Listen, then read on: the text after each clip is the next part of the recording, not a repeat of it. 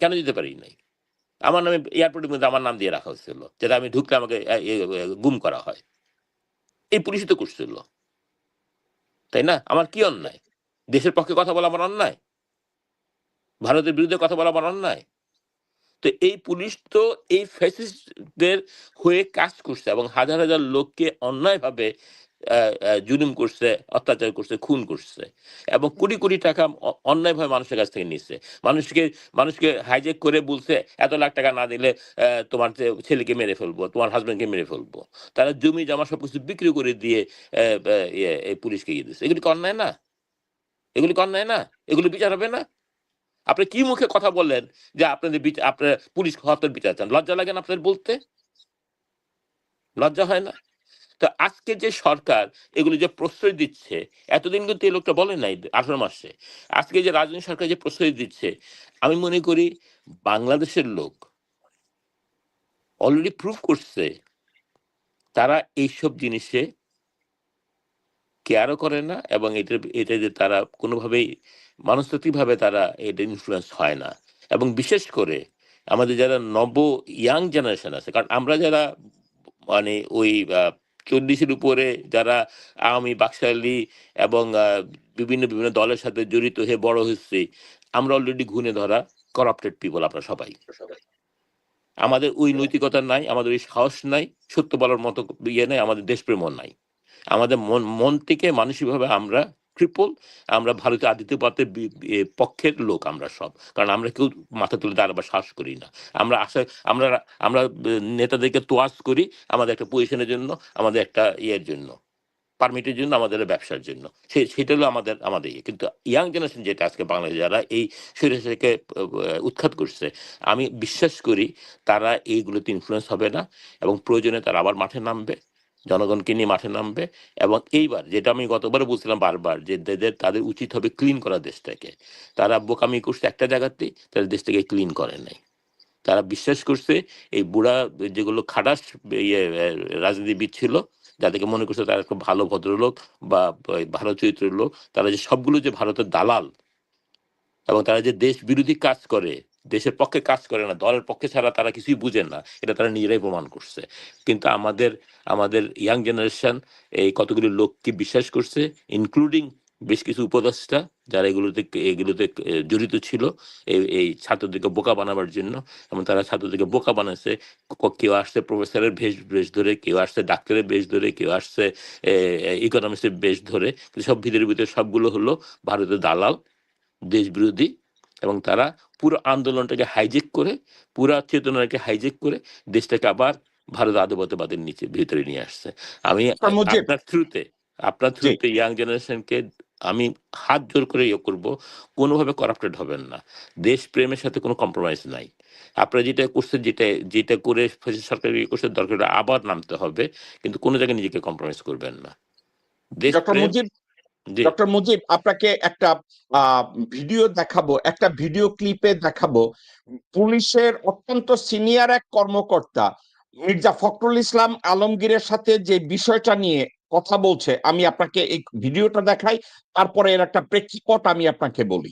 আমি যেটা আপনার কাছে জানতে চাচ্ছি, প্লিজ, এটা আমার অফিস, বিএনপি কেন্দ্রীয় অফিস। আপনাদের কাছে এটা অফিস, বাট আমার কাছে এই মুহূর্তে এটা হচ্ছে ক্রাইম সিন। ঠিক আছে, আপনি declare it crime scene, declare করেন। আমি অবশ্যই এটাকে প্লেস অফ অকারেন্স ধরেছি এবং এই প্লেস অফ অকারেন্সে কালকে পর্যাপ্ত সংখ্যক বোমা নিক্ষেপ করা হয়েছে আমাদের সদস্যদের লক্ষ্য করে। কাজে এটা এখন এই মুহূর্তে আমাদের কাছে প্লেস অফ অকারেন্স আমাদের জন্য আমি তাহলে এখন এখানে যাওয়ার জন্য আপনাদের দিক থেকে কোনো অনুমতি নেই। আমার কাজ শেষ না হওয়া পর্যন্ত কাউকে আমরা আমি যেটা জানতে চাই পিছিয়ে উত্তর দেবো, আমি এখন এখানে যেতে পারবো না। আমাদের কাজ শেষ না হওয়া পর্যন্ত আমাদের ক্রাইম সিনের কাজ শেষ না হওয়া পর্যন্ত আপনি যেমন বলছেন আপনি সিনিয়র মানুষ, আমি আপনাকে চিনি। সিনিয়র বই তো বলছি, আমি আমার দায়িত্ব অফিস। আপনি যদি বলেন আমি যেতে পারবো, আমি সেটা বলবেন। আপনার কাছে এটি আপনি অফিস হতে পারে, বাট এই মুহূর্তে আমার কাছে হতে পারে আমার অফিস, তো আপনি জানেন। প্লিজ, এই থামো। এখন আপনাকে ডক্টর মুজিব এবং ডক্টর নওশের আলী, আপনাকে আমি এবার প্রেক্ষাপটটা বলি। যেদিন বিএনপির কার্যালয় বিপ্লব সরকার বন্ধ করে দেয়, তার আগের দিন রাতে মির্জা ফখরুল গণভবনে এই বিপ্লব সরকারের সাথে আলাপ আলোচনা করে এসছে। বিপ্লব সরকার মির্জা ফখরুল এবং ওই মিটিং এ আরো কয়েকজন লোক ছিল। ওই মিটিং এ আব্দুল আউয়াল মিন্টু ছিল এবং ওই মিটিং এ বেনজির ছিল।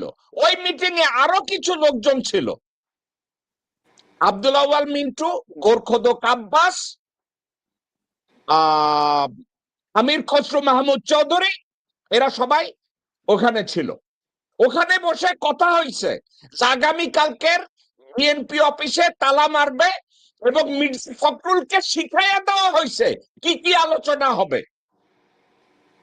এবং এই আলোচনা কইরা এই বিপ্লব সরকারের নিয়ে বিএনপি অফিস, পল্টনের অফিস তারপরের দিন তালা মারলো এবং বিপ্লব সরকার ওইখানে বলছে আপনার এই অফিসটা হলো প্লেস অফ অকারেন্স। বিএনপির কার্যালয় হয়েছে প্লেস অফ অকারেন্স। আর আমাদের মির্জা ফাদ দাঁড়াইয়া তার লগে কয় আমারে ঢুকতে দিবেন না দিবেন না। আন্দোলনকারীরা চিল্লাইয়া উঠছে, মির্জা ফখরুল তাদেরকে থামাইয়া দিছে। আন্দোলন শেষ, কারণ বিপ্লব সরকার কইছে আমি এটা প্লেস অফ অকারেন্স আমি বন্ধ কইরা দিলাম। এখন ভাই আপনি আর আমি বসে বলতে পারি যে বিপ্লব সরকার ওই দিন এই স্বৈরাচারী কাজ করছে, বিপ্লব সরকারের খুন করতে পারে নাই, কইরা তাকে মাটির সাথে ফেলতে পারে নাই, এটা আমাদের জনগণের ব্যর্থতা। কারণ মির্জা ফাকের মতো দালালেরা ওইখানে দাঁড়াইয়া তাকে রক্ষা করছে। আপনি যদি বলেন পুলিশ বিচার চাই, তাইলে বিপ্লব সরকারের আগে এনে বিচার করে নাই। আজকের কোন লজ্জায় তারা বলছে আমি পুলিশ হত্যার বিচার চাই? খুবই দুঃখজনক। আমি তো একটা কথা আপনাকে বলি, যদিও আমি নিজেই জাতীয়তাবাদী দলের একজন বিশিষ্ট কর্মী, বহু বছর ধরে আমি এটার সাথে জড়িত, কিন্তু আমি সবসময় বলে আসছি হাসিনা সরকার যে 17 বছর দেশ স্বৈরাচারী শাসন করছে, এটার পিছনে বিএনপির অনেক নেতা কর্মীর হাত আছে। কারণ বিএনপির মতো একটা দল হাসিনাকে সরাতে পারে নাই, আর আর এই কতগুলো ইয়াং ছাত্র সরাই দিল, এটা আপনি আমাকে যেভাবে বুঝান এটা আমি বুঝবো না। আমি এইসব নেতাদের সাথে বহুবার পার্সোনালি কথা বলছি, তারা কেউ ইন্টারেস্টেড ছিল না হাসিনাকে সরাবার জন্য। আমি তাদের মুখের উপর বলতে পারি, তারা আমার সামনে এসে বলুক যে তারা ইন্টারেস্টেড ছিল, তারা কেউ ইন্টারেস্টেড ছিল না। তারা প্রত্যেকেই একটা শো করছে, যেটা আপনি বললেন একটু আগে, বিপ্লব সরকারের সাথে এর আগের দিন তারা মিট করছে বেনাজির সহ, এগুলো সব হলো শো, এগুলো সব ছিল শো। যেহেতু বাংলাদেশের জাতীয়তাবাদী দলের নেতাকর্মী, অনেক নেতাকর্মী সত্যিকার অর্থে বাংলাদেশের স্বাধীনতা সার্বভৌমত্বে বিশ্বাসী, সত্যিকার অর্থে তারা জিয়া রহমান, ম্যাডাম খালেদা জিয়ার আদর্শে বিশ্বাসী, এবং সত্যিকার অর্থে তারা ভারতের আধিপত্যবাদ থেকে দেশকে মুক্ত করতে চায়। কিন্তু বিএনপির কিছু নেতা যারা ছিল উপরের দিকে, তারা already purchase by this people, এবং তারা ওই জায়গায় বসে থেকে পুরো 17 বছর বিপ্লবগুলোকে, বাংলাদেশের জাতীয়তাবাদী দলের যতগুলো আন্দোলন হচ্ছে এগুলোকে নস্যাৎ করছে। এবং নট অনলি দ্যাট, বাংলাদেশের এই ছাত্র এবং যুব দল এবং বিএনপির যারা পোটেনশিয়াল অর্গানাইজার ছিল, তাদেরকে খুন করতে, ধরতে, জেলে পুরতে, গুম করতে এদের অনেকের সাথে এরা জড়িত, অনেকের সাথে জড়িত। ইভেন ম্যাডাম খালেদা জিয়াকে জেলে ঢুকানোর ব্যাপারেও আমি যদি জানছি বিএনপির উপরের লেভেলের লোকজন জড়িত ছিল। তো এটা আমি আমার কথা একটু শেষ করে দেন। তো এখন কথা হলো যে আপনি যেটা আমাকে একটু দেখালেন, এই যে আরেকটা ঘটনা মনে আসলো এখন বলতে, যে অক্টোবরের যে 28-29 তারিখে একটা ইয়ে হয়েছিল না আপনার ইয়েতে। আচ্ছা, এই ব্যাপারে এই ঠিক ওইটা হওয়ার আগে আপনার এই স্বৈরাচার সরকারের আপনার গণভবনের একজন ছিল, আর পুলিশের সিনিয়র অফিসাররা মিলে একটা মিটিং করছিল, সেখানে ওরা কি কি করবে না করবে সেটার কাগজপত্র আমার কাছে আসছিল থ্রু সামহাও, এবং আমি এটা চ্যানেলে বিএনপিকে জানাইছিলাম যেটা এই হতে পারে, এবং they didn't take any precaution. এই প্রথম গুলির প্রথম একটা পটকার আওয়াজে তারা সব ভেঙে গেল, মনে আছে নিশ্চয়ই আপনার? জি, আমার মনে আছে। হ্যাঁ। তো এগুলো হলো সব সাজানো জিনিস। আমি আপনাকে এই প্রোগ্রামে বলে দিই, এই আপনিও জানেন, এবং এটা এখানে স্টেট ডিপার্টমেন্ট থেকেও আমি জানি যে বাংলাদেশে বিএনপিতে। মুজিব ভাই, আপনি হারায় গেছেন। মুজিব ভাই, আপনি হারায় গেছেন। ওকে, মুজিব ভাই আসুক, আমি নীরা আপনার কাছে আসবো। নীরা, আজকের আমরা যে বিষয়গুলো নিয়ে কথা বলছি, একজন প্রথমে আপনাকে স্বাগত জানাচ্ছি ভাই, আসসালামু আলাইকুম। জি, ওয়ালাইকুম আসসালাম। আসসালামু আলাইকুম। নীরা, আমি যদি বলি এখন যারা এই তারেক রহমান যেদিন শপথ নিছে ওই দিন প্রথম ঘন্টায় 1 ঘন্টার ভিতরে 193টা ট্রাক বেনাপোল দিয়ে ঢুকছে। 193, প্রায় 200টা ট্রাক 1 ঘন্টার ভিতরে ঢুকছে। এর অর্থ কি জানেন? ভারতে সবকিছু তৈরি করা ছিল, বিএনপি সরকার গঠন করবে, ভারতের যত নাগরিক ছিল বাংলাদেশের পুলিশের তাদেরকে সবাই ঢুকাই দেওয়া হয়েছে। এবং আপনি জানেন একজন পুলিশের আইজি বানানো হয়েছে। কোন সূত্রে বানানো হয়েছে আপনি কি জানেন? তারে বলা হয়েছে ভারতীয় পুলিশ যারা এখন রিটার্ন চাইতেছে তাদের এতদিনের সমগ্র বেতন যেন তাদেরকে দেওয়া হয়, গত 18 মাসের বেতন তাদেরকে দিয়ে দিতে হবে, তাদেরকে আবার চাকরিতে নিয়ে নিতে হবে। তো নীরা, ওই পুলিশরা আবার বাংলাদেশে ঢুকে মারামারি শুরু করে দিয়েছে। এখন তারা তো এসে বলবে যে আমাদেরকে যে মারছে তার বিচার চাই, এখন তারা বিচার চাইতেছে, তাহলে অসুবিধাটা কি নীরা? এখানে আপনি কি কোনো অসুবিধা দেখেন? দেখুন ভাই, আপনার কথা বলতে হলে আমি এখানে অসুবিধার কোনো কিছু দেখি না। সবকিছু একই অবস্থায় ছিল। মধ্যে 18 মাস আমরা ঘুমিয়েছিলাম, স্বপ্ন দেখছি। এর ওকে, বাইরে আর কিছু বলার নাই। ওকে ডক্টর নওশের আলী, আমি স্পেসিফিক ইনফরমেশন নিয়ে বলছি। প্রথম যে তারেক রহমান এবং বিএনপি যেদিন সরকার গঠন করলেন, ভারতের সাথে তার যতগুলো বোঝাপড়া তার ভিতরে একটা ছিল, টোটাল 14,000 না 17,000 পুলিশ, ভারতীয় পুলিশ মানে ভারতীয় নাগরিক বাংলাদেশে ঢুকবে। গত 18 মাসে যারা বেতন পায় নাই তাদেরকে বেতন দিয়ে দেওয়া হবে, তাদেরকে এতদিন ছুটিতে ছিল তাদেরকে রিইনস্টেট করতে হবে, এই হিসাবে একজন আইজি নিয়োগ দেওয়া হয়েছে। এখন তারা বাংলাদেশে এসে বিচার চাচ্ছে, তাতে তো দোষের কিছু নাই। ডক্টর নওশের, তাতে কি দোষের কিছু দেখেন? ধন্যবাদ। বিষয়টা যদি সত্যি হয় তাহলে এটা খুবই দুঃখজনক। হ্যাঁ, এটা কি আপনার কাছে স্রেফ দুঃখজনক ডক্টর নওশের আলী? এটা কি স্রেফ দুঃখজনক? দুঃখজনক বলতে আমি বলতেছি বিষয়টা নিন্দনীয়, এবং আমি এটার মানে পুরো দায় আমি দেবো ডক্টর ইউনূস সরকারকে। ডক্টর ইউনূস সরকার কেন ওই সময় যারা অ্যাসকন্ডেড ছিল তাদের বিরুদ্ধে ব্যবস্থা নেয় না, তাদেরকে স্থায়ীভাবে চাকরি থেকে বরখাস্ত করে না? তার যে একটা অপদার্থ স্বরাষ্ট্র উপদেষ্টা ছিল, সে কেন ওই সময় এটা নেয় না, মানে স্টেপ নেয় না যে পুলিশগুলো কেন অ্যাবসেন্ট? সরকারি চাকরিতে বা যে কোনো চাকরিতে হোক, আপনি যদি ইয়াতে অ্যাবসেন্ট থাকে, একটা নির্দিষ্ট সময় থাকে, ওই সময়ের ভিতরে তাকে কাজে যোগ দেওয়ার কথা ইত্যাদি হয় চিঠি পাঠানো হবে, অথবা তাকে পত্রিকায় অ্যাডভার্টাইজ দিবে যে আপনি এতদিনের মধ্যে কাজে যোগদান না করলে আপনার চাকরি থাকবে না। এরকম কোনো কিছু তারা করে নাই। এগুলো কোনো কিছু না করে ওই ওই জায়গাগুলোতে নতুন পুলিশ নিয়োগ না দিয়ে তারা এই যে কজন ছিল সেই কজন নিয়ে তারা দেশ চালিয়েছে। আমি মনে করি এটার দায় হচ্ছে ইউনূস সরকারের, বিশেষ করে তার অপদার্থ যে স্বরাষ্ট্র উপদেষ্টা আছে তার এটার দায়। ওকে, আপনি এটা যদি বলেন, আমি যদি আপনাকে আবার আলোচনার স্বার্থে আপনাকে যদি আমি প্রশ্ন করি, বাংলাদেশ ডিজিএফআই 5 জন ডিজি ভারতে পালায়া গেছে যারা দেশদ্রোহিতা করছে, সংবিধান বিরোধী কাজ করছে, আইন বিরোধী কাজ করছে। আপনি কি জানেন ওয়াকারুজ্জামান তাদের বেতন ভাতা এখনো দিয়ে যাচ্ছে, তাদের বেতন ভাতা অবসর ভাতা কোনো কিছু বন্ধ করে নাই? তাহলে এটাকে আপনি কি বলবেন? এটাও ডক্টর ইউনূসের ব্যর্থতা? অবশ্যই ব্যর্থতা, অবশ্যই ব্যর্থতা। উনি তো ছিল সবার উপরে, তো ইনফরমেশন গুলো ছিল, উনি সেটা করতে পারেন না কেন? উনি এত কিছু করতে পারে, চলে যাওয়ার আগে 3 দিন আগে আমেরিকার সাথে চুক্তি করতে পারে, আর এই জিনিসগুলো উনি করতে পারে না। এটা কোনো কথা হইলো?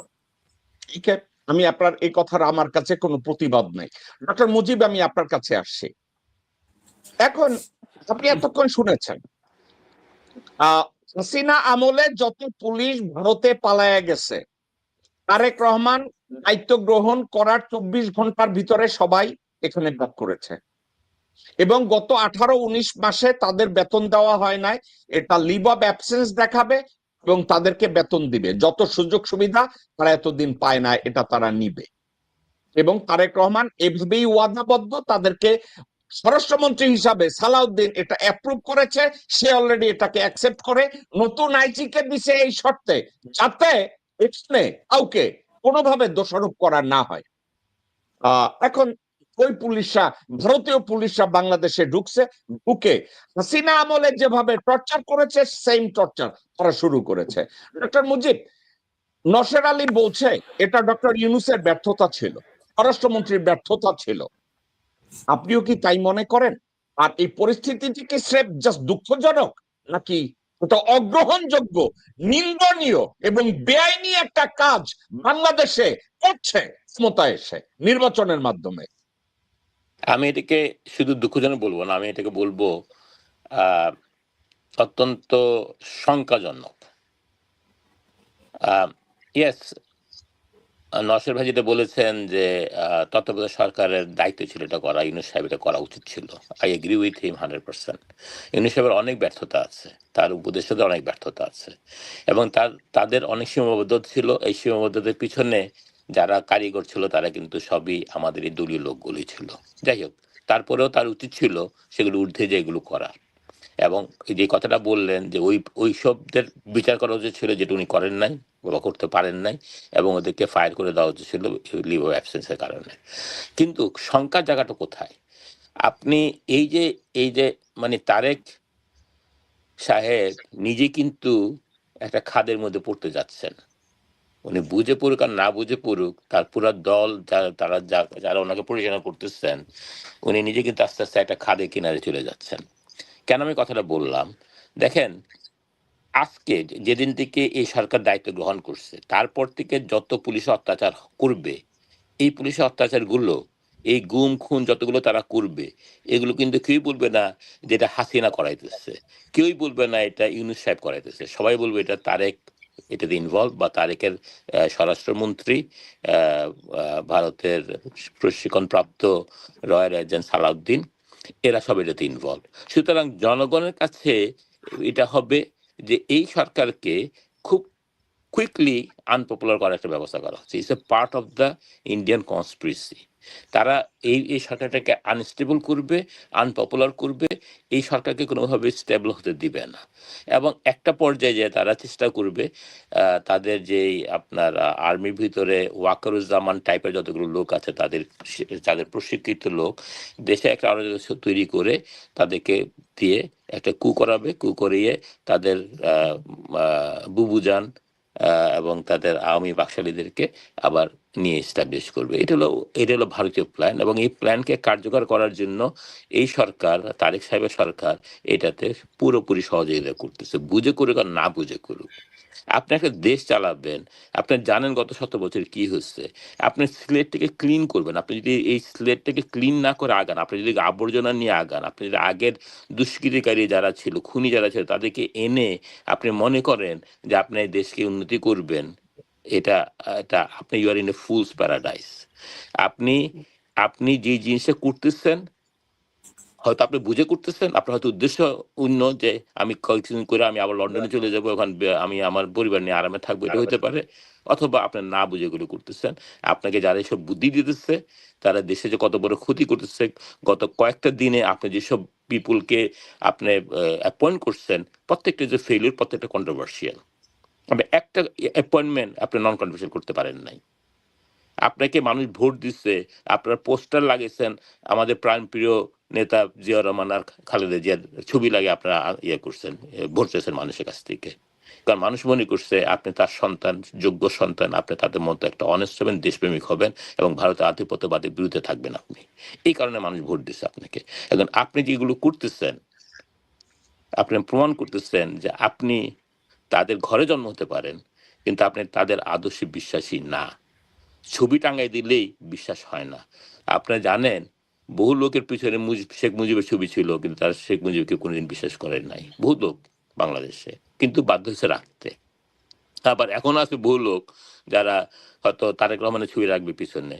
এই যে আপনি যাদের কথা বললেন এই আপনার পুলিশের মধ্যে, তারা সবই হলো ছাত্রলীগের ছেলে। তারা সামনে বলবে যে হ্যাঁ তারেক সাহেব যা বলো আমরা তাই করবো, স্বরাষ্ট্রমন্ত্রী যা বলো আমরা তাই করবো, কিন্তু ভিতরে সবগুলো ছাত্রলীগের ছেলে, তারা কমান্ড পাবে আরেক জায়গার থেকে, এবং তারা দেশে এমন অরাজকতা তৈরি করবে, এমন অত্যাচার তৈরি করবে, যেটা অলরেডি তারা শুরু করছে, যে মানুষ অতিষ্ঠ হয়ে যাবে, এবং মানুষ বলবে যে এই তারেকের সরকার, এই বিএনপি সরকার, এই সরকার হলো স্বৈরাচার, এই সরকার হলো ফ্যাসিস্ট, এবং এই সরকারকে উৎখাত করতে হবে। ডক্টর গতবার মুজিব, তো 17 বছর লাগছে, এবার আমি জানি না কয় বছর লাগবে, কিন্তু এটা হবে। ডক্টর মুজিব একটা কথা, ডক্টর মোহাম্মদ ইউনূসের একটা এক্সকিউজ ছিল এবং তারা এক্সকিউজ ছিল, আমি এটা পক্ষে সাফাই গাইব না। উনি যদি বলে আমাকে কাজ করতে দেওয়া হয় নাই কারণ আমি নির্বাচিত সরকার না, আমাকে ওয়াকার একদিক দিয়ে পা ধইরা টান দিছে, আরেকজনে কেউ কান ধইরা টান দিছে, এটা বলার সুযোগ ডক্টর মোহাম্মদ ইউনূসের আছে।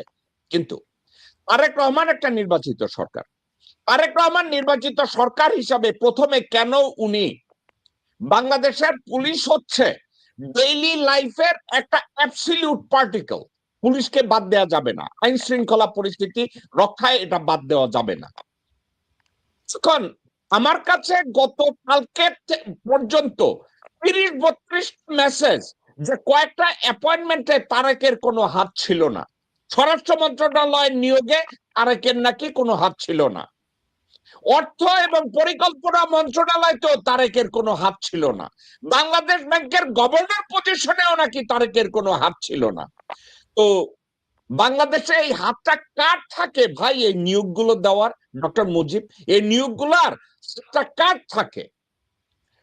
সালাউদ্দিন কি এসে বসে পড়ছে যে আমি এই কাজগুলো করব, উনি এভাবে বসে পড়ছে?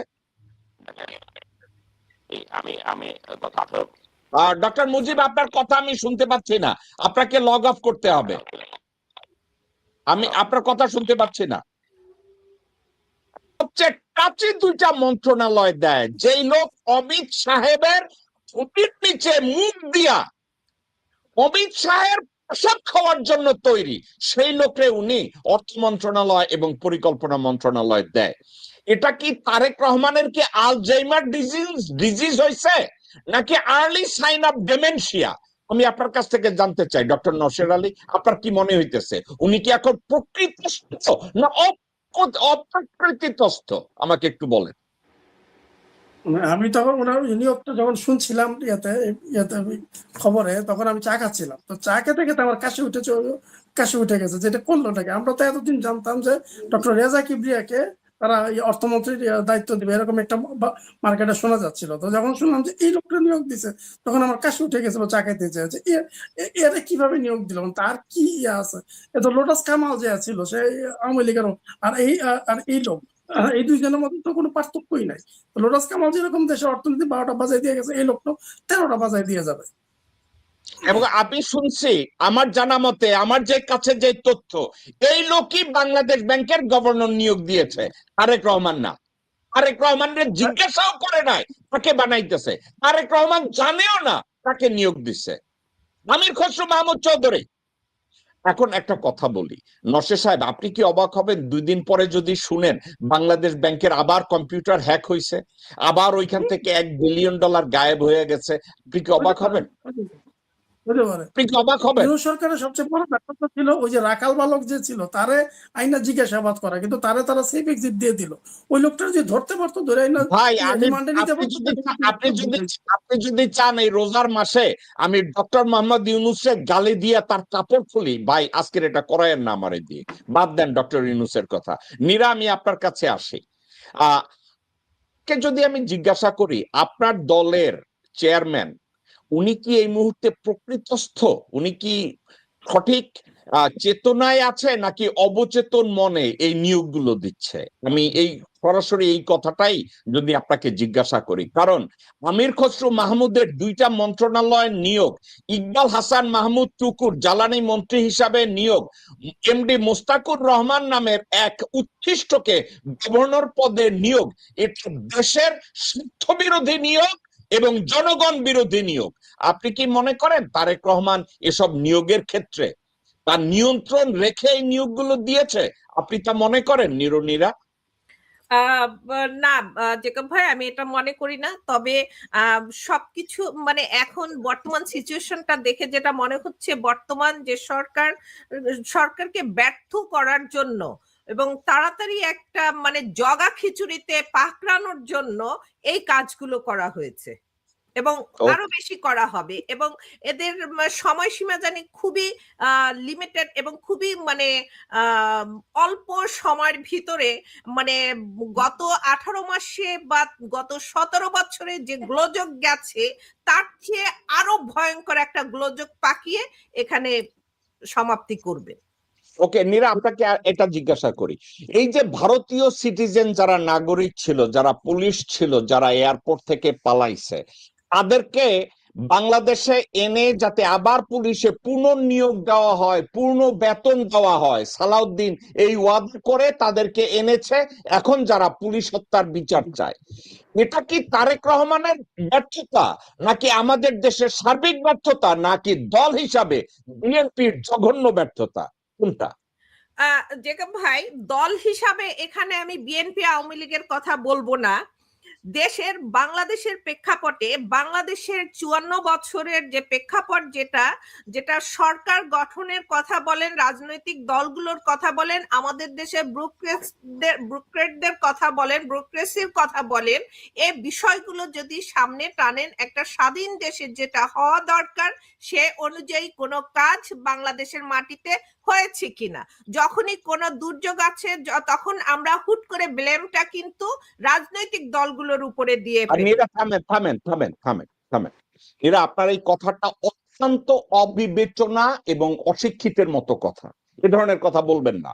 একটা রাজনৈতিক দল আমেরিকার ডেমোক্রেটরা যখন একটা নীতি প্রণয়ন করে, ব্যর্থতা ওই ডেমোক্রেটদের।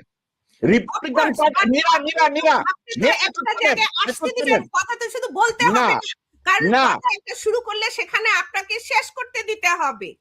ওকে কারণ আপনি এই জন্য বলতে চাচ্ছি যে দলগুলোর উপরে ব্লেমটা যে আসে এবং হুট করে আমরা ব্লেমটা দেই, কিন্তু আমরা যে মূল গোড়াঘাটে কখনো গিয়ে না, পৌঁছাই। এখানে নীরা নীরা ওই রাজনৈতিক বলেন, হ্যাঁ, দলগুলো, আপনি যেটা বলছেন নীরা এখন ব্লেমটা নেওয়ার বেলা তাকে নীরা ব্লেম নিতে হবে।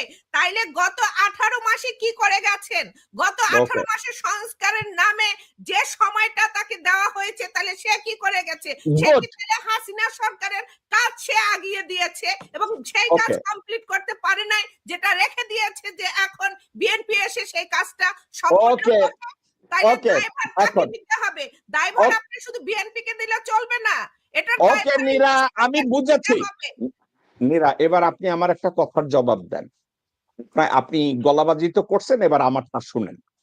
না, আমার গলাবাজি কথাটা বলতে কোনো কথা আমার নেই। শেষ করতে দেন। ওকে ঠিক আছে, উইথড্রন। কিন্তু আমি আপনাকে বলি, শাহাবুদ্দিন চুপ্পুকে তারা সরাইতে দেন নাই, বেগম জিয়া সরাইতে দেয় নাই, বেগম জিয়া এবং বিএনপি ওয়াকারকে সরাইতে দেয় নাই। এবং শাহাবুদ্দিন চুপ্পু, ওয়াকার এবং বেগম জিয়া, যে বেগম জিয়া সংবিধান ছুঁড়ে ফেলতে চাইছে, সেই বলছে না এই মুহূর্তে সংবিধান ছুঁড়ে ফেলা যাবে না। এখন ডক্টর মোহাম্মদ ইউনূস, যার কোনো রাজনৈতিক দল ছিল না, উনি অন্তর্বর্তীকালীন সরকার প্রধান হয়েছে। ডক্টর মোহাম্মদ ইউনূস বেগম জিয়ার সাথে 3বার 4বার কয়েক দফায় উনি কথা বলেছে এগুলো নিয়ে। বেগম জিয়া তার পজিশন থেকে নড়ে নাই। উনি বলছে চুপ্পু থাকবে, উনি বলছে ওয়াকার থাকবে, উনি বলছে নৌবাহিনী বিমান বাহিনীর প্রধান থাকবে এবং পুরানো সংবিধান থাকবে। কারণ ওয়াকারের কথাটাকে বেগম জিয়া মূল্যায়ন করেছেন। এখন ডক্টর মোহাম্মদ ইউনূসকে তো আমি আর আপনি ওই যে বক্সিং প্র্যাকটিসের সময় একটা ল্যাসো, তারে ঘুষি কিল ঘুষি আমরা দিতেই পারি। আপনিও দিতে পারেন, আমিও দিতে পারি, ডক্টর নওশেরও দিতে পারে, ডক্টর মুজিবও দিতে পারে। কিন্তু ডক্টর ইউনূস উনি যদি বলেন যে বেগম জিয়া স্কোয়ারলি আমাকে বলেছে চুপ্পুকে রিপ্লেস করা যাবে না, উনি স্কোয়ারলি বলেছে ওয়াকারকেও রিপ্লেস করা যাবে না, সংবিধানকেও রিপ্লেস করা যাবে না, নীরা, দোষ কি তাইলে ওই ডক্টর মোহাম্মদ ইউনূসের? আপনি কি জানেন ডক্টর মোহাম্মদ ইউনূসকে আটকানোর জন্য আপনার দল এহেন কিছু নাই যা করে নাই? ইউনূস একজনের ডাইকে আইনা বলছে আমি প্রতিরক্ষা মন্ত্রী বানাবো। আপনার দলের মহাসচিব সালাউদ্দিন, আমির খসরু মাহমুদ, সবাই এক, রুহুল কবির রিজভী, এবং আব্দুল্লাহ আল মিন্টু একত্রে গলা ফাটাইয়া কইছেন বিদেশি নাগরিক সে কেমনে প্রতিরক্ষা মন্ত্রী হয়। নীরা, আপনার দল গু আর মুত এটা দিয়া লাচ্ছি বানাইছে, গু আর মুত্রে একত্রে টুকর কইরা ব্লেন্ড করছে, কইরা এখন খাইয়া তারে আপনারা পররাষ্ট্রমন্ত্রী বানাইয়া এখন আপনি বলবেন ইনুস কেন করে নাই। নীরা, বাহ, চমৎকার ব্যাখ্যা। আমি এতক্ষণ যেটা বললাম আপনি যদি আমার কথার সাথে ডিসএগ্রি করেন প্লিজ আপনি এটাকে রেসপন্স করেন আমি যা বলছি। না, আমি এই কথায় আপনার এখন এগ্রি ডিসএগ্রি কোনোটাই করব না, কারণ আপনি খুবই অল্প সময় দেন কথা একটা বলে শুধু আমি থামাবো না, আমি থামাবো না। থামাবেন না বলে আমি কিছু বলবো না। ওকে, ঠিক আছে, গুড। Very ওকে, intelligent, মুজিব ভাই, very intelligent way of avoiding this answer. Very good. ওকে, মুজিব ভাই আমি আপনার কাছে যাচ্ছি, আপনাকে আমি সেম কথাগুলোই বলবো। ডক্টর মোহাম্মদ ইউনূসকে আমরা লাথি জুতা চট চাপ্পড় এগুলো সবই দিতে পারি, কিন্তু আমি যে কথাগুলো বললাম আপনি যদি এই কোনো কথাকে আপনি রিবার্ট করতে চান, স্কোয়াশ করতে চান, প্লিজ আপনি আপনার মতামত দেন। প্রথম কথা দেখেন, গত 18 বছর মানে এই তত্ত্বাবধায়ক সরকারের আগে হাসিনা সরকারের সময় হাসিনা সরকার কাদের উপর সবচেয়ে বেশি অত্যাচার করছে? বিএনপি এবং জামাত, রাইট? বিশেষ করে বিএনপির উপরে, রাইট। আচ্ছা, চুপ্পুটা কে? চুপ্পু কি বিএনপির লোক না জামাতের লোক নাকি একটা একটা একটা নিউট্রাল পার্সন? চুপ্পু হলো একটা করাপ্টেড আওয়ামী বাকশালের ঘরে জন্ম হওয়া যারও সন্তান, এবং সে অত্যন্ত ভাবে করাপ্টেড, এবং সে হাসিনার পা ধরে সালাম করে সেই জায়গাটায় আসছে।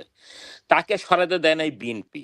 এটা চুপ্পু নিজের কথা, চুপ্পু নিজে এখন স্বীকার করতেছে যে যে এই বিএনপি আমাকে এই জায়গাটা রাখছে, ওয়াকার আমাকে এই জায়গায় রাখছে।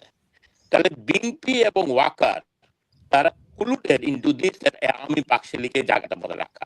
অ্যাটলিস্ট এই জায়গায় আমি একটা জায়গায় আমি ইউনূস সাহেবকে সম্মান করি, জায়গাটায় ইউনূস সাহেব মুজিব ভাই আপনার এত মূল্যবান কথা আমরা শুনতে পাইতেছি না, আপনার কথা আমরা অডিও শুনতে পাচ্ছি না।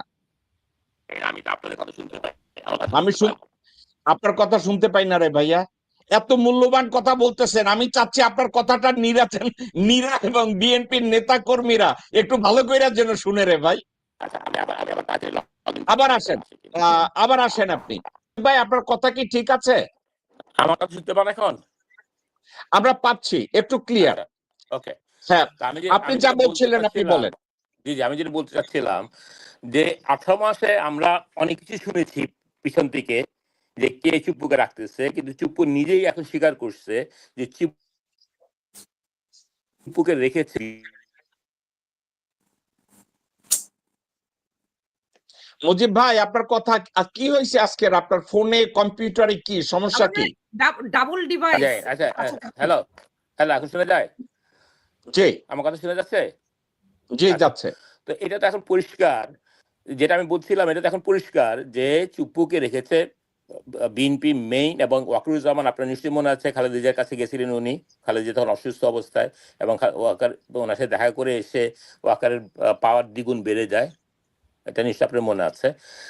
তো এখন অ্যাটলিস্ট এই যে কথা আমি বলতেছিলাম যে অ্যাটলিস্ট আমি ইউনূস সাহেবকে এই জায়গাটায় আমি ক্রেডিট দিব যে উনি পারেন নাই এই প্রেসারে চুপ্পুকে সরাতে, কিন্তু উনি চুপ্পুর সাথে কোনো দেখা করেন নাই, কথাও বলেন নাই, উনি ঘৃণা করছেন মন থেকে চুপ্পুকে। At least he has that courage, হ্যাঁ, যেটা বিএনপির হাজার হাজার নেতাকর্মীকে বিট্রে করে, তাদের রক্ত তাদের ইয়েকে বিট্রে করে বিএনপির লিডারশিপ চুপ্পুকে যে স্বৈরাচার সরকারের তাকে প্রোটেক্ট করছে। তো এটা হচ্ছে এত লজ্জা করার কি হতে পারে? বিএনপির নেতাদের এই যে দৈন্যতা, আমি খুব দুঃখজনক এটা বলবো যে তাদের প্রতি আমার কোন রকম সম্মান নাই। মুজিব ভাই, আপনি কি বলবেন সে দৈন্যতা? না, এটা আমি আপনি বলবো কি এটা বলবেন পার্ট অফ দ্য এটা কনস্পিরেসি। জন্যতা? আপনি কি না, এটা না, যে আমি আপনাকে বলি, জন্যতা আমি বলবেন? আমি আমি বিশ্বাস করি এবং আমার মতো জনগণ বিশ্বাস করে যে এই যে বিএনপি যেটা করছিল এটা বেসিক্যালি ইন্ডিয়ার প্রেসক্রিপশনে তারা এগুলো করতেছিল।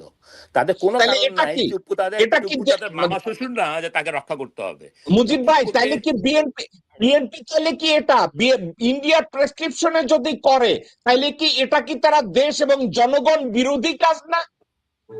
অবশ্যই এটা নিয়ে আমরা বারবার কথা বলছি। এই যে বিএনপি যে জিনিসগুলো ভুল করে দেখেন, আমি বিশ্বাস করি আমি বিএনপি করলে যে আমি তার ভুল বলতে পারবো না তা নয়, আমার রাইট আছে এই যে বাংলাদেশি এবং একজন জিয়া রহমানের সৈনিক হিসেবে এই জিনিসগুলো পরিষ্কার করে দেওয়া জনগণের কাছে এবং বিএনপি লিডারশিপের কাছে যে what they are making mistakes.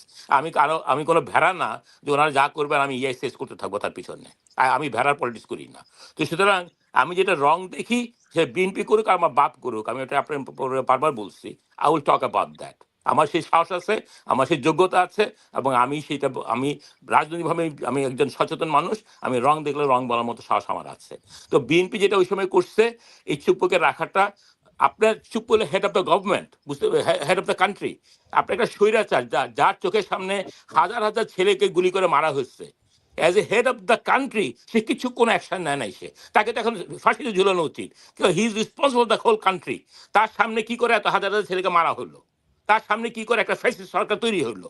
তো তাকে তো বিচারে আনা উচিত ছিল বিএনপি সরকারের। বিএনপির ওই লোকগুলো যদি সত্যিকার দেশপ্রেমিক হতো তাহলে প্রথম কথাই বলতো যে এই চুপ্পুকে শুধু সরাবেন না, এই চুপ্পুকে ফাঁসির কাজটা ঝুলাতে হবে, কারণ সে রাষ্ট্রপ্রধান হয়ে সেগুলো অ্যালাউ করছে। সুতরাং এটা আপনার এখানে কোনো ক্ষমা নাই এখানে। সুতরাং বিএনপি প্রোটেক্টেড দ্যাট ক্রিমিনাল যে কিনা এই অ্যালাউ করছে হাজার হাজার ছেলেকে মারার জন্য এবং এই সব ক্রাইমে সে তার জোর সাজক আছে। আচ্ছা, আরেকটা কথা আপনার বলতেছি, আপনি একটু আগে কথাটা বলছিলেন এই যে ব্যাংকের গভর্নর হিসাবে নিয়োগের কথা। শুনেন, এই কতগুলো অ্যাপয়েন্টমেন্ট আছে, এই ধরনের অ্যাপয়েন্টমেন্ট সবসময় প্রাইম মিনিস্টার অফিসে যায় এবং prime minister has to sign it. ওই একটা মন্ত্রী করে দিতে পারেন না। মন্ত্রী এটা সাজেস্ট করতে পারে, ফাইল যায় প্রাইম মিনিস্টারের কাছে and prime minister is to agree that. Okay, তা এখন আপনার চেষ্টা করলেও দায়বদ্ধতা এড়াইতে পারবেন না তারেক সাহেব। যতগুলো অ্যাপয়েন্টমেন্ট হচ্ছে প্রত্যেকটা আপনার হাতে সিগনেচারে হচ্ছে। আপনি এটা বলতে পারবেন না যে স্বরাষ্ট্রমন্ত্রী মুখ এটা করে বলছে আমি জানি না। আর না জানাটা আপনার ব্যর্থতা, আপনার সরকার প্রধান, এখানে কোনো আপনি এক্সকিউজ নাই এখানে। মুজিব ভাই, আমি আপনাকে জিজ্ঞাসা করি, কিছুক্ষণ আগে আপনি বলছেন আপনি জিয়ার আদর্শের সৈনিক, আপনি বিএনপি করেন, জিয়ার প্রতি আপনার ভালোবাসা আছে, বেগম জিয়ার প্রতি ভালোবাসা আছে, কিন্তু বিএনপি বা আওয়ামী লীগ করার অর্থ এইটা কিনা যে আমি পা চাটবো এবং তাদেরকে রক্ষা করার জন্য ইতিহাসের জায়গায় ভূগোল ঢুকবো, ভূগোলের জায়গায় অঙ্ক ঢুকাবো, এই ধরনের বদমাইশির জন্য, এ ধরনের অযৌক্তিকের জন্য বাংলাদেশে স্বৈরাচার সরকার গঠন হয়, স্বৈরাচার সরকারেরা ক্ষমতায় থাকে এবং স্বৈরাচারদের এজন্যই পতন হয়। আপনি কি আমার এই মন্তব্যের সাথে একমত না দ্বিমত পোষণ করেন? না, আমি অবশ্যই একমত। আমি বলি সত্যিকার অর্থে বিএনপি, জিয়া রহমান যেই আলোকে বিএনপি তৈরি করছিলেন, যে জাতীয়তাবাদের দলটা তৈরি করছিলেন, এবং উনি আমাদেরকে এই শিক্ষা দিচ্ছেন যে সবার আগে হলো দেশ, তারপর হলো পার্টি, তারপর হলো নেতা। আমাদের এখন উল্টা হয়ে গেছে বিএনপিতে সবার আগে হলো নেতা, তারপর হলো পার্টি, তারপর হলো দেশ। সুতরাং আপনি না, পুরো দেশ রিলেভেন্ট না মুজিব ভাই, আমি আপনার সাথে দ্বিমত পোষণ করি। আগে হয়েছে নেতা, তারপরে দল, তারপরে ইন্ডিয়া। মানে আমি মনে করি না দেশ বলতে এখানে কোনো কিছু আছে। মুজিব ভাই, আপনি দেশটারে আননেসেসারি ঢুকাইছেন, দেশের স্বার্থ তারা দেখে না। মুজিব ভাই, আপনি কি আমার কথা শুনতেছেন? ওকে, নসর আলী, অনেকক্ষণ আপনার সাথে কথা বলি না, আমি আপনার কাছ থেকে জানতে চাচ্ছি। মুজিব ভাই বলছে বর্তমানে বাংলাদেশের রাজনৈতিক ট্রেন্ডটা হচ্ছে আগে নেতা, তারপরে দল, তারপরে নাকি বাংলাদেশ। কিন্তু আমি বলবো না, বাংলাদেশ তাদের কাছে এজেন্ডা না, কারণ বাংলাদেশ যে দলের কাছে এজেন্ডা, সেই দল কোনোদিন সালাউদ্দিনের স্বরাষ্ট্রমন্ত্রী বানায় না। দেশ যাদের এজেন্ডা, তারা আমির খসরু মাহমুদের মতো একটা চন্ডাল ভারতীয় কুত্তাকে অর্থ মন্ত্রণালয়, পরিকল্পনা মন্ত্রণালয় দেয় না। আপনি কি আমার সাথে দ্বিমত পোষণ করেন, নাকি আপনি মনে করেন মুজিব ভাই যেটা বলছে এটাই সঠিক? মুজিব ভাই আসছে, আমি তাকে, মুজিব ভাই শুনতেছেন? মুজিব ভাই কি আমার কথা শুনতেছেন? তার ডিভাইস ডাবল হয়ে গেছে। আমি জানি না মুজিব ভাইয়ের আজকের কি হয়েছে, আমি বুঝতেছি না। মুজিব ভাই কি শুনতেছেন? হ্যাঁ, এখন শুনতে অযোগ্য লোককে তো এরকম সেন্সিটিভ জায়গাগুলো দিতে পারে না, কারণ এই জায়গাগুলোর সাথে দেশের স্বাধীনতা, সার্বভৌমত্ব এবং দেশের অর্থনীতি জড়িত। আর এই সমস্ত জায়গাতে তো আপনার লোক দিতে হয়, নিয়োগ দিতে হয় বুঝে শুনে, এবং যোগ্য লোককে বসাইতে হয়। অযোগ্য লোককে দিলে এই দেশ তো এই স্বাভাবিক এটা ব্যর্থ রাষ্ট্রে পরিণত হবে। এটা ওকে, নীরা আপনার কাছে যাচ্ছে। মুজিব ভাই বলছে যে বাংলাদেশের বর্তমান রাজনৈতিক ট্রেন্ড হচ্ছে আগে দেশ না, আগে জনগণনা। তাদের কাছে আগে হচ্ছে নেতা, তারপরে রাজনৈতিক দল, তারপরে দেশ। আমি মুজিব ভাইয়ের সাথে বিরোধিতা করছি, দ্বিমত পোষণ করছি। আমি মুজিব ভাইকে বলছি বর্তমান বাংলাদেশের রাজনৈতিক ট্রেন্ড হলো আগে নেতা, তারপরে দল, তারপরে ভারত। আপনি এটার বিরোধিতা করেন কিনা নিরনীরা? না জেকব ভাই, এ বিষয়ে আমি কোনো বিরোধিতা করি না। কারণ বর্তমান যেটা চলছে এটা মানে সুন্দরভাবে একদম ক্লিয়ার প্রমাণ করে দিচ্ছে যে আপনি যে কথাগুলো বলছেন আপনি রাইট। নীরা, সাবজেক্টটা আমার আর আপনার রাইট এবং রং নেই। আপনি আমার বোন, কিন্তু আপনি যদি কোনো একটা জায়গায় অন্যায় করেন, এই অন্যায়টাকে হয়তোবা লোকজনের সামনে থেকে আমি আপনাকে সেভ করব, এটা আলাদা ব্যাপার, কারণ আপনি আমার বোন। কিন্তু নীতিগতভাবে তো আমার বুঝতে হবে আপনি যেটা করছেন এটা রং। মুজিব ভাই একটা কথা অত্যন্ত কষ্ট নিয়ে বলছে। মুজিব ভাই কিন্তু কোনো দিন আমি আমার সামনে দেখি নাই কোনো মানুষকে ভেড়া ডাকছে। মুজিব ভাইকে আমি কখনো দেখি নাই কাউকে ভেড়া ডাকছে। মুজিব ভাই বলছে বাংলাদেশের রাজনীতি করে এখন ভেড়া শ্রেণীর লোকজনরা, যাদের কাছে আগে নেতা, তারপরে দল, তারপরে ভারত। এটা কি ওনার মনের কষ্টের কথা না নীরা? অফকোর্স, অবশ্যই কষ্টের কথা, কিন্তু মানে গণতন্ত্র গণতন্ত্র বলে আমরা বুলি ছেড়ে গণতন্ত্রের যে প্রকৃত রূপ সামনে আমরা দেখতে পাচ্ছি বা জনগণকে দেখাচ্ছি, তাতে জনগণ তো ক্লিয়ার হয়ে গেছেন।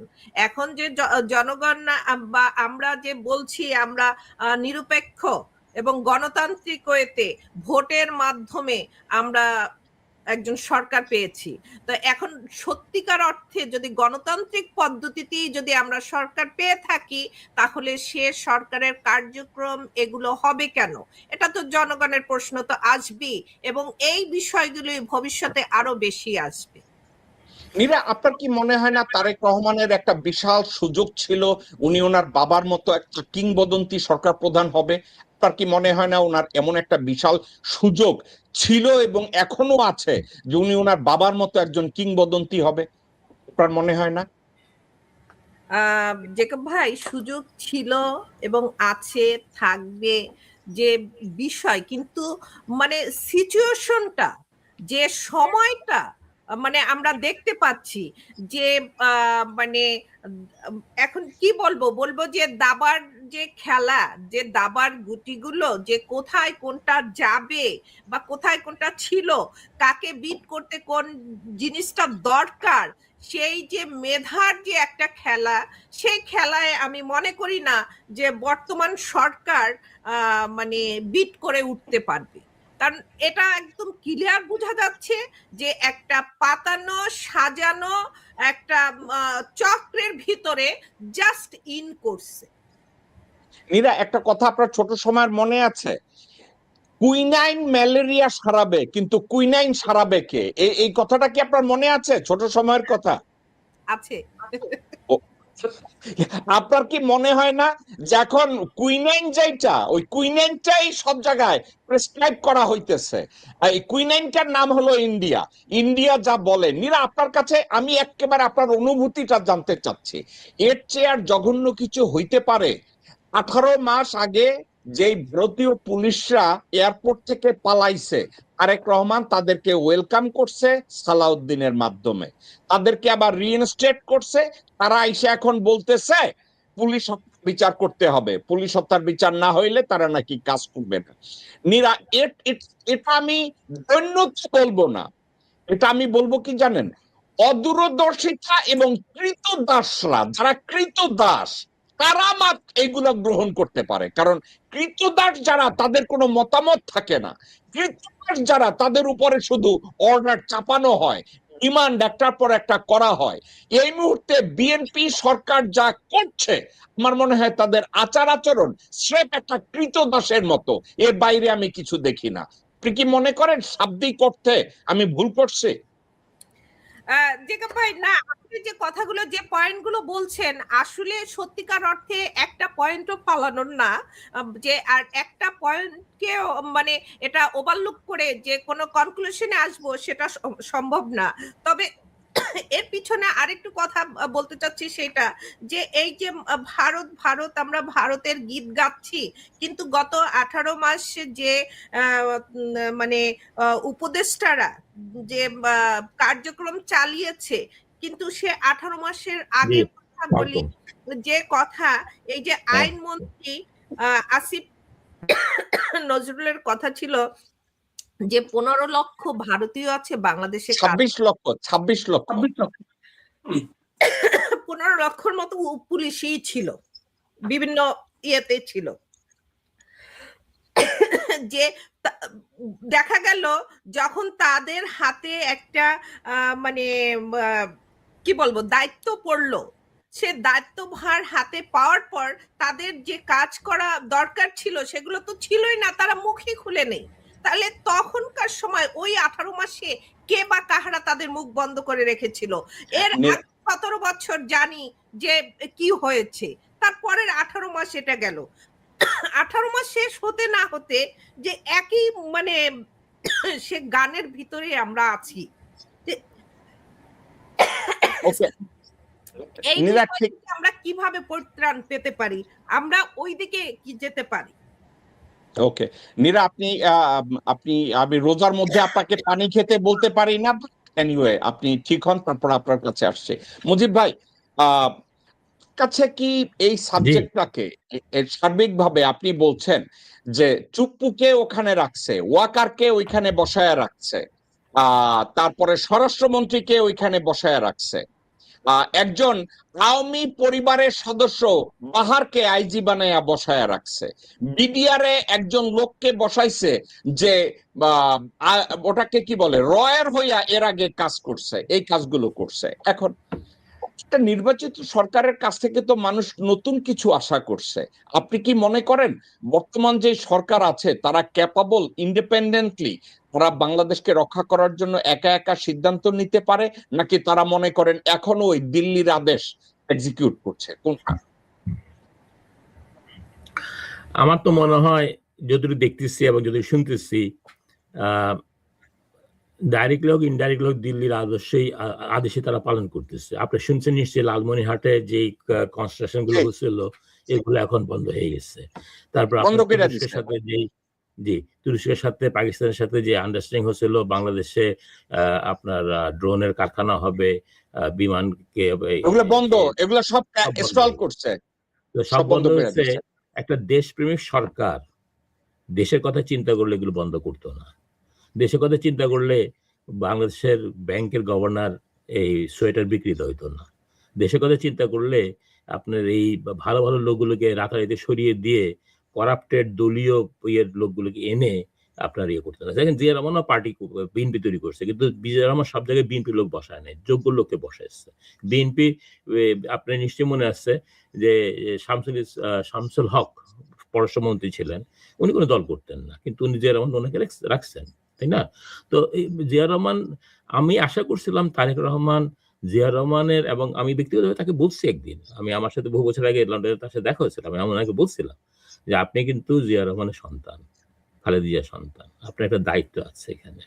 হ্যাঁ, এখন উনি যদি এটা পালন না করে, উনি যদি মনে করেন যে ওনার ক্ষমতা টিকিয়ে রাখবে ভারত, তাহলে আমি মনে করি উনি বোকা স্বর্গে আছেন। হাসিনাকে টিকে রাখতে পারেনি। হাসিনার চেয়ে আওয়ামী লীগের চাইতে কোনো ক্লোজেস্ট ফ্রেন্ড ভারতের বাংলাদেশে নাই, এটা হলো ওদের মেইন ফ্রেন্ড। আর বিএনপি বলেন, আপনি যতই তেল মারেন, যতই মোদিকে ইয়ে করেন, যাই বললাম না আর কিছু, যতই করেন, আপনি হলেন নাম্বার 2, আপনি নাম্বার 1 না। আপনি মনে করেন না যে হাসিনার মতো জনগণ যদি তারেক রহমানের দৌড়ানি দেয়, সে দিল্লি যাইতে পারবে না, এভাবে তারে আদর যত্ন করে রাখবে না? না, আমার মনে হয় না, কারণ কারণ কারণ ভারতের কাছে তারেক রহমান এবং BNP dispensable, Awami League is not dispensable. এই জন্য ওকে আওয়ামী লীগকে তারা সসম্মানে তার কাছে রাখছে, হাসিনাকে রাখছে। কারণ ভারতের আলটিমেটলি বাংলাদেশে যদি আধিপত্যবাদকে যেভাবে ওরা চায়, ওইটাকে করতে চায়, তাহলে ভারত আওয়ামী লীগ ছাড়া তাদের কোনো কর্তব্য নাই। কারণ আওয়ামী লীগের মতো একটা দলই বাংলাদেশের সাথে গাদ্দারি করতে পারে, সাধারণ জনগণ গাদ্দারি করে না। এবং আপনি ওকে নিশ্চয়ই জানেন ডক্টর মুজিব জিয়া রহমান, ডক্টর মুজিব জি ডক্টর মুজিব, আপনাকে একটা কথা ইদানিং না, এই কথাটা গত 11 বছর যাবত আমার কানে আসতেছে। এই কথাটা আপনাকে আমি বলি, আওয়ামী লীগের ডিসিশন মেকারদের ভিতরে, ডিসিশন মেকার বলতে প্রেসিডিয়াম মেম্বারদের ভিতরে টোটাল 49 জন ভারতীয় নাগরিক, ইনক্লুডিং হাসিনা এবং রেহানা এবং সজীব আহমেদ ওয়াজেদ এবং সাইমা ওয়াজেদ পুতুল। এখন একটা কথা আপনাকে বলি যেটা আকাশ থেকে পড়ার মতো না, বিএনপির যারা ভারতের বন্ধু হিসাবে পরিচিত বাংলাদেশের, তাদের ভিতরে টোটাল 30 জন ভারতীয় নাগরিক, এবং তারা বর্তমানে বিএনপি কে রান করছে, এবং 90 ভারতীয় নাগরিক হচ্ছে সালাউদ্দিন। সালাউদ্দিন ওই গুমের আগে ভারতীয় নাগরিক ছিল না, সালাউদ্দিনের আধার কার্ড আছে, সালাউদ্দিনের সব কিছু আছে, ভারতীয় পাসপোর্টও আছে, এবং এগুলো থাকার জন্যই তারেক রহমানের বা এইবার যে 29 জন বিদেশি নাগরিক মনোনয়ন পাইছে, এটা নিয়ে কোনো, যত চিল্লাইছি, আমি চিল্লাইছি, আপনি চিল্লাইছেন, নীরা চিল্লাইছে, ডাক্তার নওশাদ চিল্লাইছে, কোনো চিল্লানিতে কাজে আসে নাই। বিদেশি নাগরিকদের বাংলাদেশে এমপি বানানো হয়েছে, মন্ত্রী বানানো হয়েছে। তাইলে একটা কালচার, আমরা ধীরে ধীরে একটা কালচার, একটা সার্বভৌমত্ব, একটা দেশ, আমরা এতগুলো বিদেশি নাগরিক বলতে ভারতীয় নাগরিক, তারাই যদি বাংলাদেশের কি পজিশন হোল্ড করে, তাইলে ভাই আমাদের দেশটা কি দেশ রইল? এটাকে আমি জানি না, এটার আর ব্যাখ্যা নিন্দনীয়, এটারে মানে আমি আমার মুখে ভাষা নাই ভাই। আপনি যদি কোনোভাবে এটার উপরে কোনো কিছু বলতে চান, আমার কোনো ভাষা নাই। আমাদের বেশিরভাগ লোকের ডেফিনেশন দেশ হলো যে একটা পতাকা আর একটা বর্ডার। আসলে এটা যে একটা পুরো রাষ্ট্র না, এটা বুঝতে হবে। হ্যাঁ, আমাদের হয়তো নাম আছে বাংলাদেশ, আমাদের হয়তো একটা পতাকা আছে বাংলাদেশের, কিন্তু আমরা একটা ভারতের কররাজ্য হিসেবে কাজ করতেছি। এবং আমাদের এই সকল রাজনীতিবিদরা এবং আর্মির সকল অফিসাররা এবং এবং আপনার ব্যুরোক্রেটের কিছু লোকজন, ব্যবসায়ী কিছু লোকজন, তারা আমাদের দেশকে, আমি বারবারই বলছি, তারা আমাদের দেশকে ভালোবাসে না, তারা প্যাট্রিয়ট না। তারা বেসিক্যালি তাদের ব্যক্তি স্বার্থে, তারা নিজেদেরকে রিচ করার জন্য, ক্ষমতাকে ধরে রাখার জন্য তারা দেশকে বিক্রি করতে এক বিন্দু আপনার ভ্রুক্ষেপ করে না। আপনার সারা ভারতে খুঁজে একটা বাঙালি বা বাংলাদেশের একটা দালাল পাবেন না, কিন্তু বাংলাদেশে ভরা ভারতীয় দালাল। ওয়াই? তার মানে আমাদের ভিতরে, আমি প্রথমেই বলছি, আমাদের এই জেনারেশনটা, আমাদের ভিতরে আমরা ডিসঅনেস্ট। আমরা মনের দিক দিয়ে, মানসিক দিক দিয়ে আমরা হলাম ভারত আধিপত্যে বিশ্বাসী। আমরা মুখে যাই বলি না কেন, আমরা সেটা অ্যাকসেপ্ট করে নিচ্ছি। যতক্ষণ পর্যন্ত এই নিউ জেনারেশন আমাদেরকে শেষ না করে দেবে, আমাদেরকে তাড়াবেন না তাড়াবে, এই দেশের কোনোদিন ভারতের থেকে মাথা উঁচা করে দাঁড়াতে পারবে না। আমি এই জন্য বলবো যে এখন যেটা দেখতেছেন, এটা সেম থিং। এই যে ভারতের নাগরিক কথা বললেন, আবার দেখেন তারা প্রত্যেকে কিন্তু কনস্টিটিউশন ভায়োলেট করছে। এবং এই যে আপনার ইলেকশন কমিশনার এই জন্য আপনার বিচার হতে হবে একদিন, যে আপনার এই দায়িত্ব থেকে আপনি এই ভারতীয় নাগরিক বা দ্বৈত নাগরিক থেকে আপনি অ্যালাউ করছেন, ইউ ভায়োলেটেড দ্য কনস্টিটিউশন। আমাদের প্রবলেম হলো কি, যে আমরা ন্যায়কে প্রতিষ্ঠার চেষ্টা করি না, আমরা উপর তিন করাপ্টেড। আমরা পাওয়ারের কাছে মাথা নত করি, আমরা পয়সার কাছে মাথা নত করি, আমরা দেশের কাছে মাথা নত করি না। আমরা শপথ নিই ঠিকই, আর কোরআন শরীফ ধরে শপথ নিই, কিন্তু আমরা প্রত্যেকে হলো গাদ্দার। আমরা প্রত্যেকে গাদ্দার, আমরা প্রত্যেকে আমাদের দেশের স্বার্থটা দেখি না। যার কারণে আমি আবারও বলছিলাম যে জাতীয়তাবাদী দল যখন বিএনপি জিয়া রহমান প্রতিষ্ঠা করেন, আমি ওই স্কুলে যেতাম যেখানে উনি আমাদের শিখাতেন। উনি বারবার বলতেন যে সবার আগে দেশ, তারপর তোমার দল, তারপর তোমার নেতা। আমি ওইটাতেই বিশ্বাস করি, আমি এটা উল্টা বিশ্বাস করি। কিন্তু মুজিব ভাই, আপনি কি মনে করেন, আমার জন্য ডিফিকাল্ট এখন, আমি জানি আমার বোন নিরুর জন্য অনেক সময় অসুবিধা হয় অনেক কিছু বলতে, বা দেখেন হ্যাঁ, আমি বলতে চাচ্ছি আপনি যেটা বলছেন আগে নেতা তারপরে দল, আপনি তারপরে বলছেন দেশ। আমি মনে করি না তারপরেও দেশ, তারপরে ভারত। আপনি এটা ডিসএগ্রি করেন কিনা?